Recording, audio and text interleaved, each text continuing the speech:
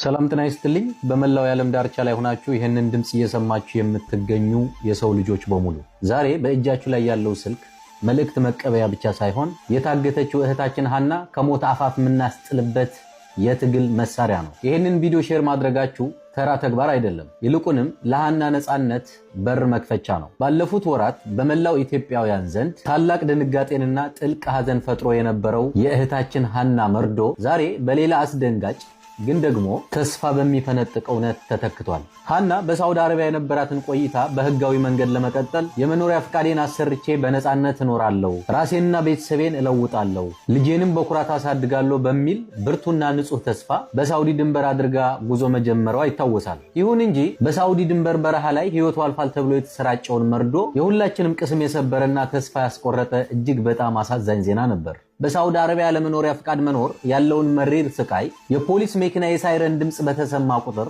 የሚፈጠረው ድንጋጤና የስነ ልቦና ቀውስ ሁሉም ሰው ያውቀዋል። ያንን የፍርሃት ኑሮ ሸኝታ በክብርና በነጻነት ሰርታ ልጇን ለማሳደግ ስትል ነበር ብቸኛው አማራጭ አድርጋ አደገኛውን የየመን በረሃ ለመጋፈጥ ጉዞ የጀመረችው። ያ የሐዘን ዜና በተለይ በቅርቡ የወለደችውን ጨቅላ ልጇንና የእናትነት ስሜቷን ለምናውቅ ሁሉ በሳውዲ ድንበር ላይ በረሃ ላይ ቀርታለች መባሉ የህሊና እረፍት የሚነሳ መሪር ክስተት ሆኖ ሰንብቷል። ዛሬ ያ የሐዘን ጨለማ ተገፎ ተስፋ ሰጪ መረጃዎችን መውጣት ጀምረዋል። ሃና አልሞተችም፣ ይልቁንም በድንበር ላይ በታጋቾች እጅ ትገኛለች የሚሉ መረጃዎች ለሁላችንም አዲስ የተስፋ ጭላንጭል ሰጥተውናል። ይህ መረጃ በአንድ በኩል በህይወት የመኖር ዕድሏን በማብሰሩ ደስታ ቢፈጥርም፣ በሌላ በኩል ግን በሰዎች ታግታ በስቃይና በሰቆቃ እጅ መሆኗን ስንረዳ ስብራታችን ዳግም ጥልቅ ሆኗል። ሃና ዛሬ ድምጽ ያገኘችውና እውነታውን ፍንጭ የሰጠው የማህበራዊ ሚዲያ ተጠቃሚ በመሆኗ ብቻ ነው። ይህ ደግሞ ሌላ ትልቅ ጥያቄ እንድናነሳ ያስገድደናል። ስንትና ስንት በሚዲያ የማይታወቁ ማንም ድምጽ ያልሆናቸው ብዙ ወገኖቻችን መሞታቸው ሳይረጋገጥ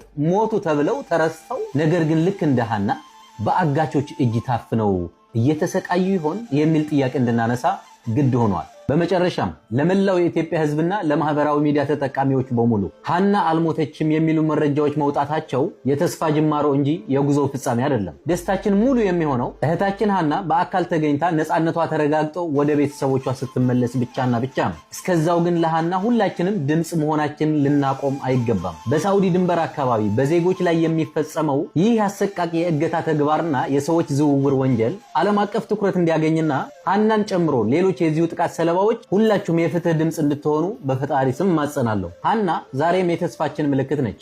ያ በረሃ ውስጥ የፈሰሰው እንባዋ ታብሶ ልጇን በነጻነት እንድታቅፍና በሰላም ከመላው ቤተሰቦቿ ጋር እንድትቀላቀል ሁላችንም በአንድነት ልንቆምላት ይገባል። ሁላችንም ድምጽ ልንሆን ይገባል።